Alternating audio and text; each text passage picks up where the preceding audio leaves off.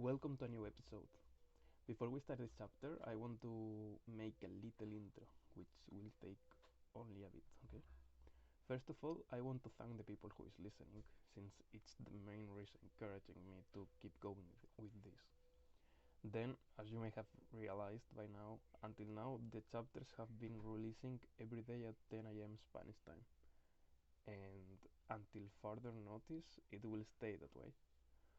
Also, I should have probably said this on the first chapter, but I didn't plan much this little project. Maybe I'll record it apart at some point, but here I go.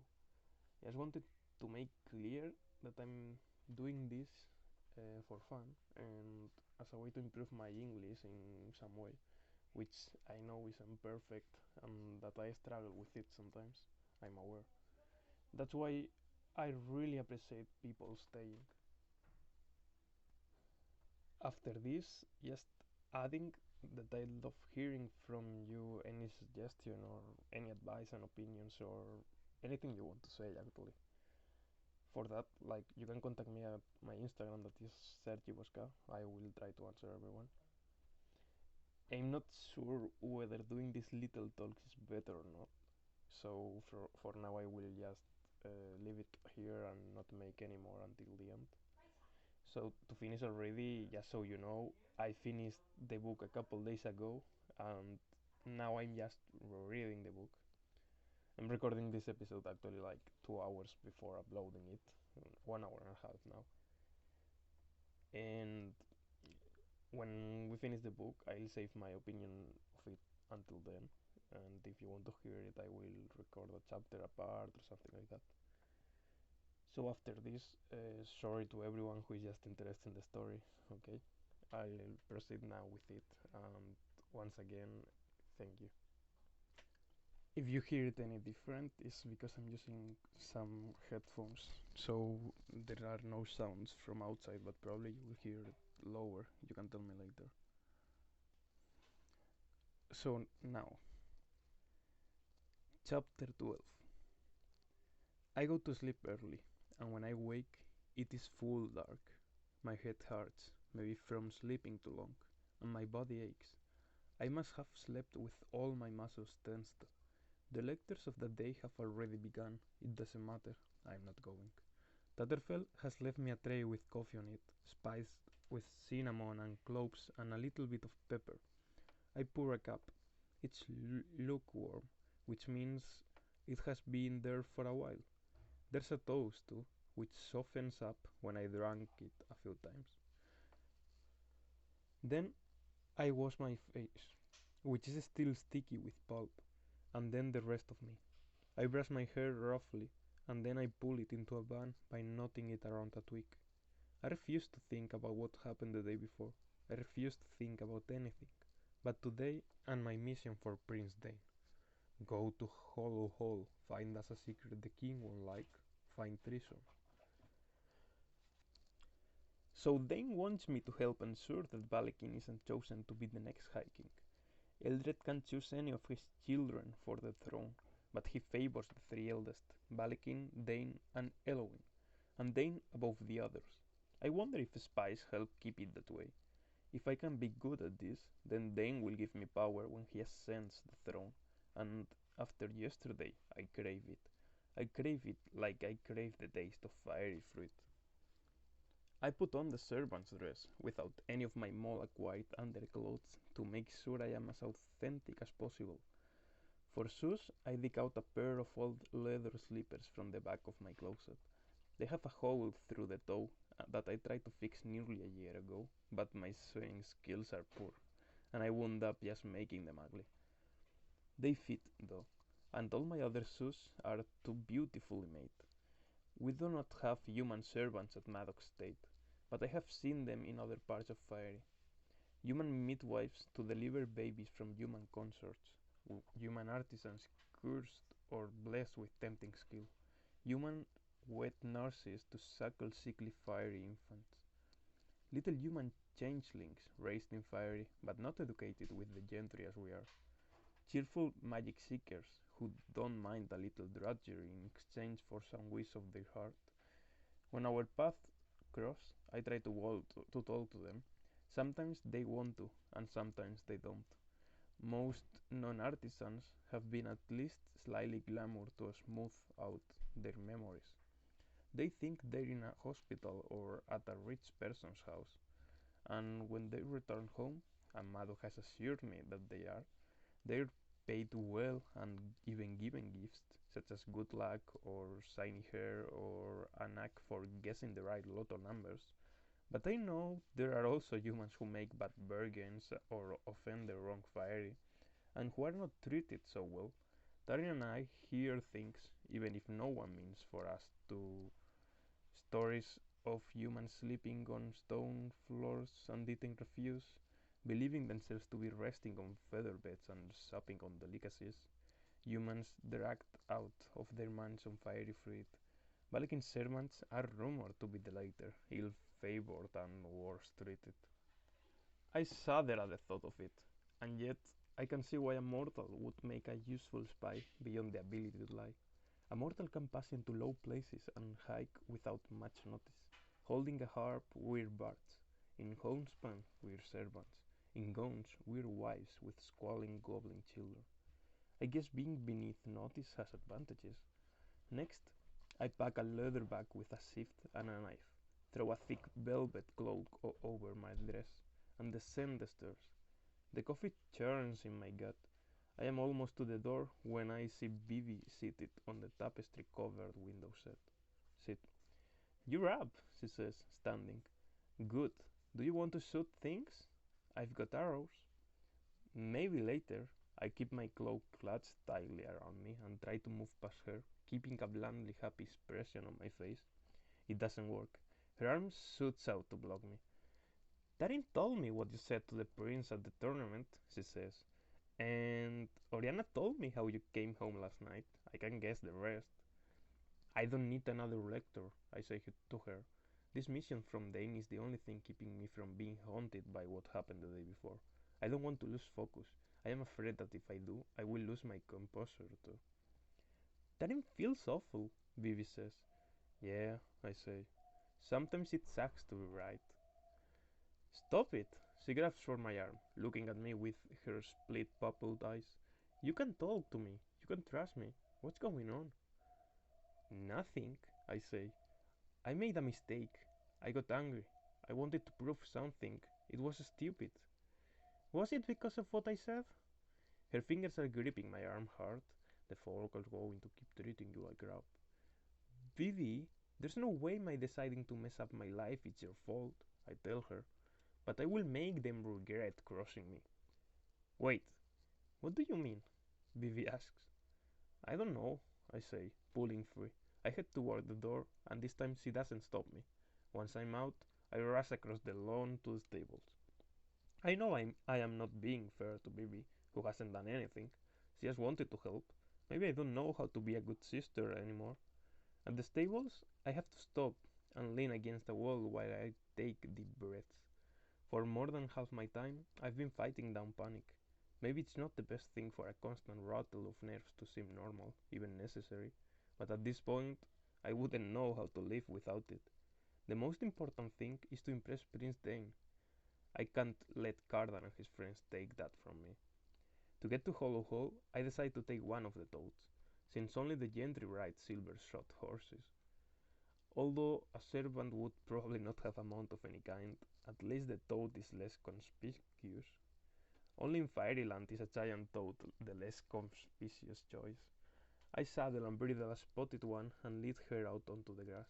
Her long tongue lashes one of her golden eyes, making me take an involuntary step back. I hook my foot in the stirrup and swing up onto the seat. With one hand, I pull on the reins, and with the other, I pat the soft, cool skin of her back. The spotted toad launches us into the air, and I hang on.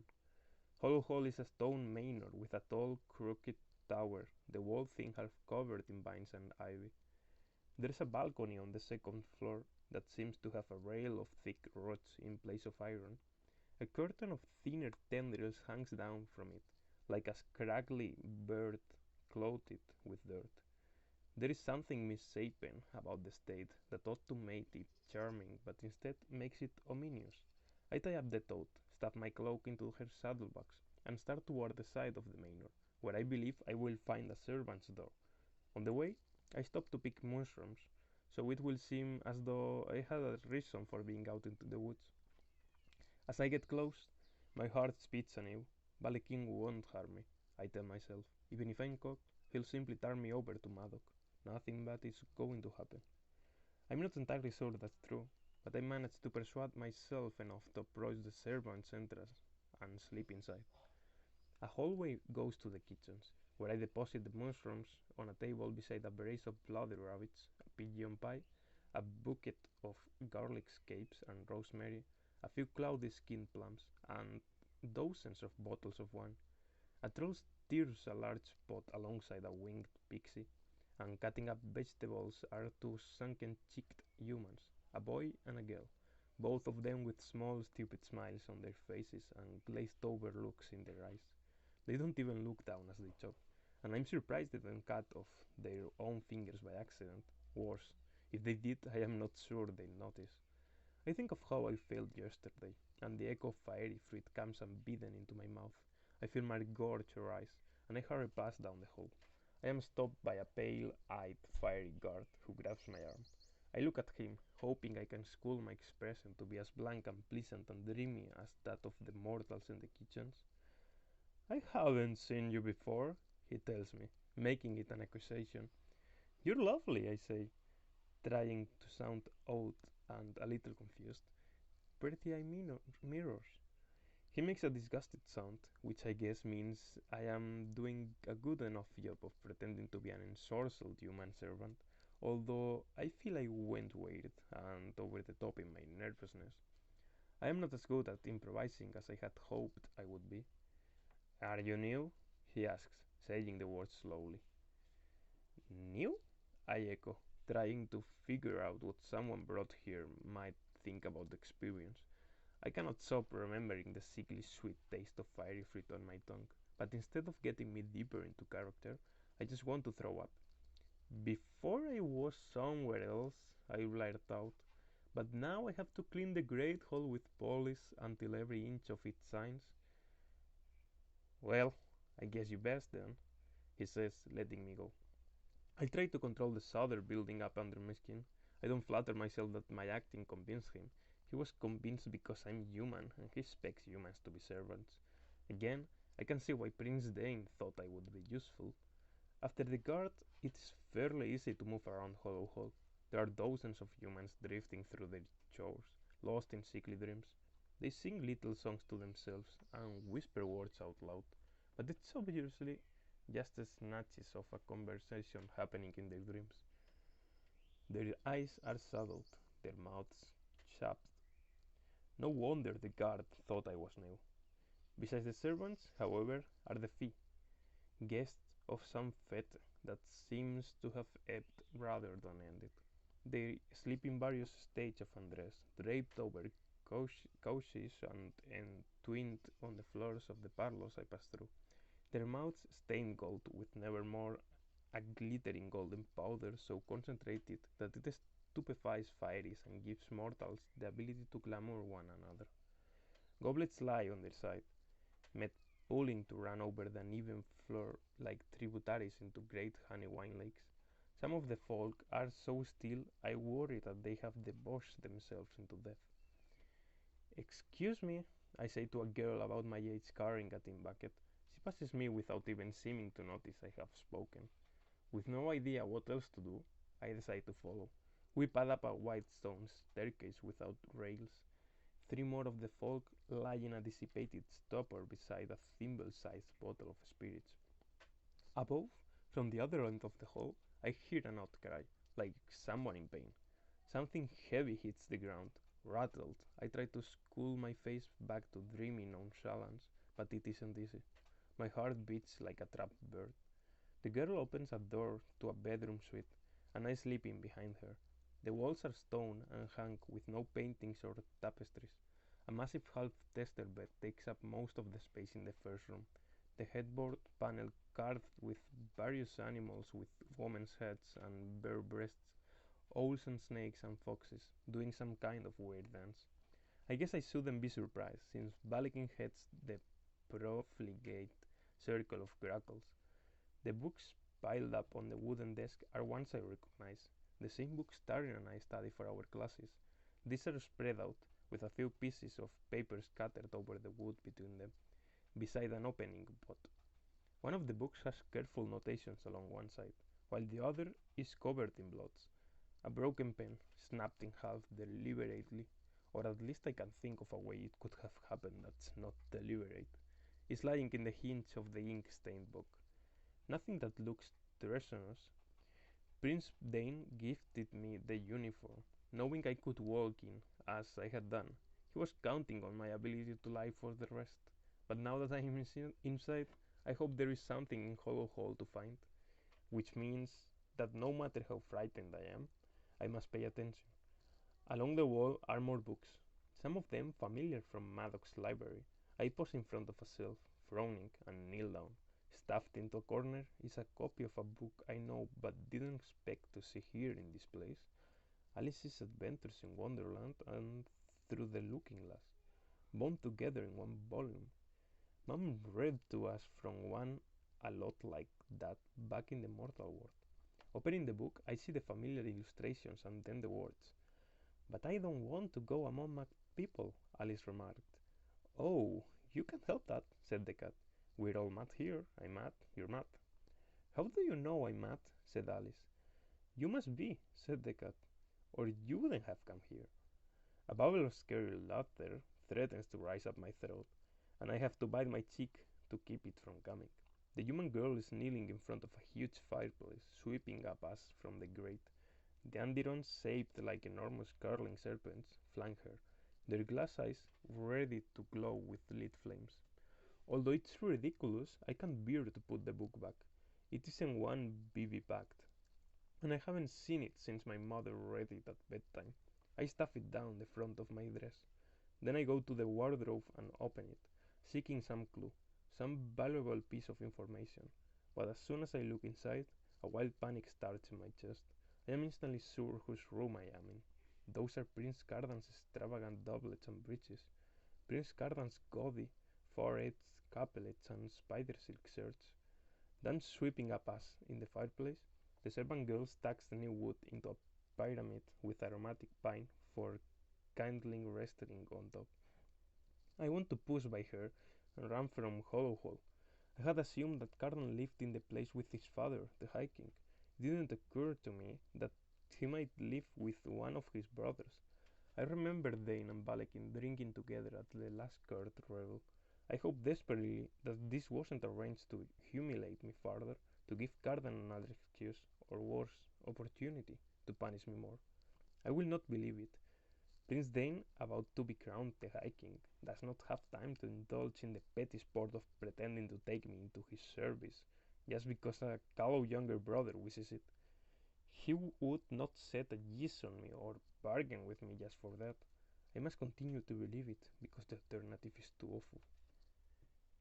All this means is that besides Prince Balekin, I must avoid Prince Cardan on my way through the house. Either of them might recognize me if they glimpse my face. I must make sure they do not glimpse it. Probably they will not look too closely. No one looks too closely at human servants. Realizing I am not so different, I force myself to notice the pattern of moles on the human girl's skin and the split ends of her blonde hair and the roughness of her knees. I watch now she sways a little as she pushes to her feet. Her body is clearly exhausted, even if her brain doesn't know it. If I see her again, I want to know I would recognize her. But it does no good, and does no spell. She continues her tasks, smiling the same awful, contented smile. When she leaves the room, I head in the opposite direction. I must find Balekin's private rooms, find his secrets, and then get out. I open doors carefully, peering inside. I discover two bedrooms, both under a thick layer of dust, one with a figure lying under a cobwebby shroud on the bed. I pause for a moment, trying to decide if it's a statue or a corpse or even some kind of living thing. Then I realize this has nothing to do with my mission and back out quickly. I open another door to find several fairies twinned together on a bed, asleep. One of them blinks drowsily at me, and I catch my breath, but he just slams back down. The seventh room enters into a hallway with stairs spiraling up and up into what must be the tower. I take them quickly, my heart racing, my leather shoes soft on the stone. The circular room I come to is paneled in bookshelves, filled with manuscripts, scrolls, golden daggers, thin glass vials with jewel-colored liquids inside, and the skull of some deer-like creature with massive antlers supporting thin taper candles. Two large chairs rest near the only window. There's a huge table dominating the middle of the room, and on it are maps weighed down on the corners by chunks of glass and metal objects. Beneath them is correspondence. I shuffle through the papers until I come to this letter. I know the provenance of the blessed mushroom that you ask after, but what you do with it must not be tied to me. After this, I consider my debt paid. Let my name be stricken from your lips. Although the letter is unsigned, the writing is in an elegant feminine hand. It seems important. Could it be the proof Dane is looking for? Might it be useful enough to please him? And yet I cannot possibly take it. If it were to go missing, then Balikin would know for certain that someone had been here. I find a sheet of blank paper and press it over the note. As quickly as I can, I trace the letter, trying to capture the precise hand in which it was written. I am almost done when I hear a sound. People are coming up the stairs. I panic. There's nowhere to hide. There's practically nothing even in the room. It's mostly open space, exempting the shelves. I fold up the note, knowing it's unfinished, knowing the fresh ink will smear. As quickly as I can, I scuttle underneath one of the large leather chairs, folding myself into a tight ball. I wish I'd left the stupid book where I found it, because one sharp corner of the cover is digging into my underarm. I wonder what I was thinking, believing myself clever enough to be a spy in Fairyland. I squeeze my eyes shut, as though somehow not seeing whoever is coming into the room will keep them from seeing me. I hope you've been practicing, Balikin says. My eyes open into slits. Cardan is standing beside the bookshelves, a blunt-faced male servant holding a curved sword with gold engraving along the hilt, and metal wings making the shape of the guard. I have to bite my tongue to keep from making some sound. Must we? Cardan says. He sounds bored. Show me what you've learned. Balikin lifts a single staff from a vessel beside his desk that holds an assortment of staves and canes. All you have to do is get a single hit in, just one, little brother. Cardan just stands there. Pick up the sword. Balikin's patience is worn thin already. With a long suffering sigh, Cardan lifts the blade. His stance is terrible. I can see why Balikin is annoyed. Surely Cardan must have been given fighting tutors since he was old enough to hold a stick in his hands. I was taught from the time I got to Fairy, so he'd have had years on me, and the first thing I learned was where to put my feet. Balikin raises his staff. Now, attack! For a long moment, they stand still, regarding each other.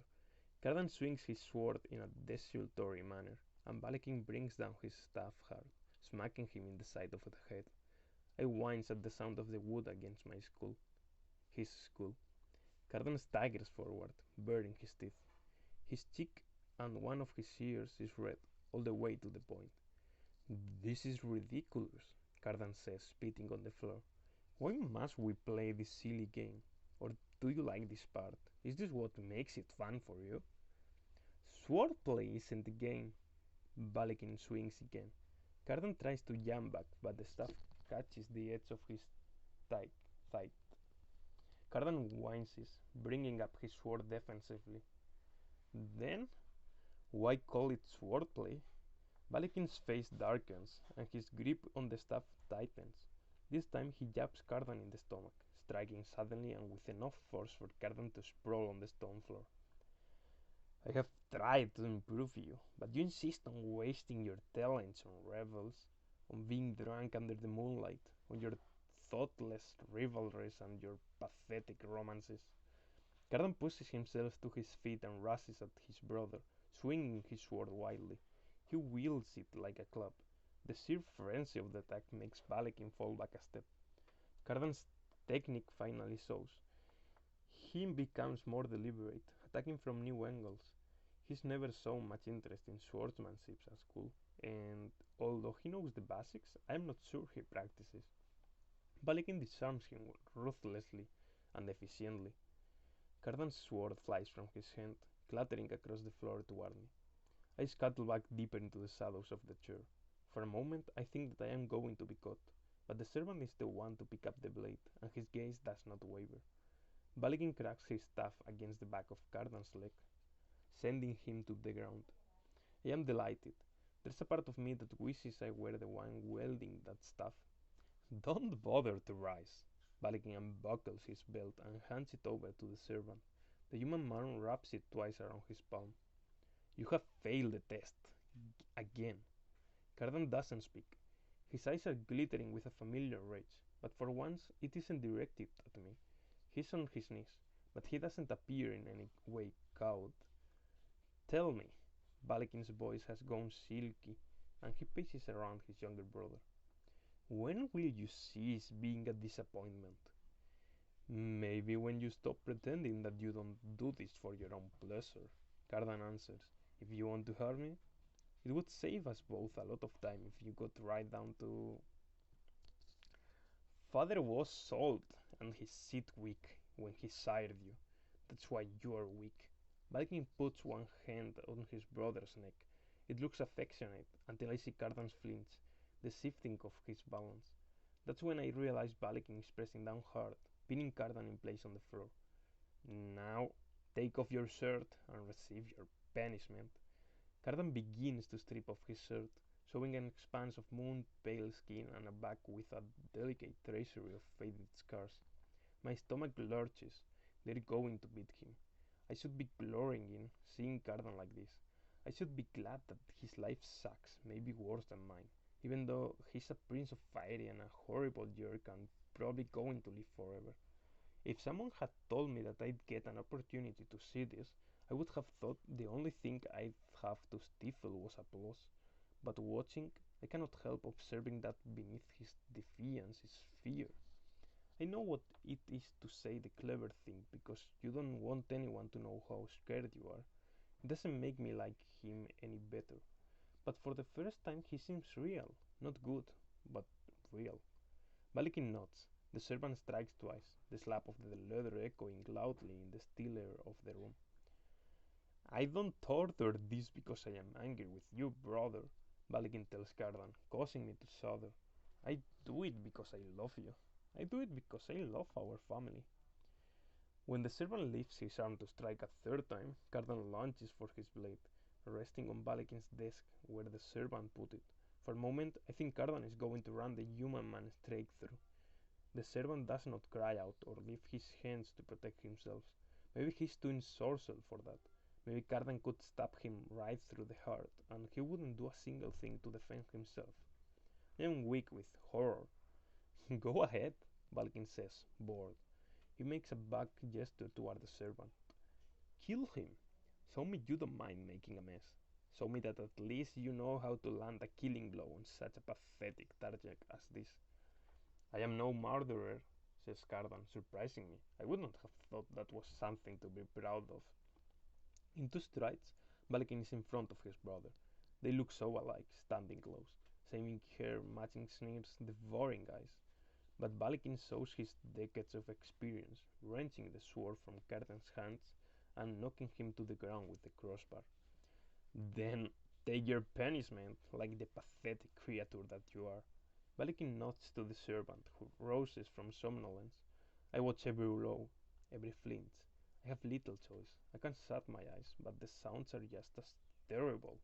And worst of all is Cardan's empty face, his eyes as dull as lead.